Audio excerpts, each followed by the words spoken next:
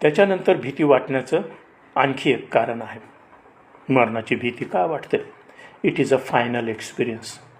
ती जी व्यक्ती आहे आता मरत आहे, त्या व्यक्तीला माहीत आहे की ह्या ठिकाणी आता माझा शेवट आहे. It is a final experience. त्या व्यक्तीला आता कळून चुकलेलं आहे की माझं जीवन जे आतापर्यंत मी जगलेलो आहे ते आता संपत आलेलं आहे, ते संपणार आहे काही क्षणामध्ये. Life is over, it is finished.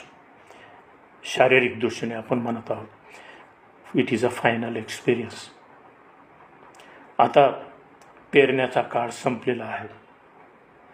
आता ज्या रीतीने मी राहिलेलो आहे त्याच्याबद्दलचा आता मला त्याची किंमत चुकती करणं जे आहे त्याचा वेळ आलेला आहे.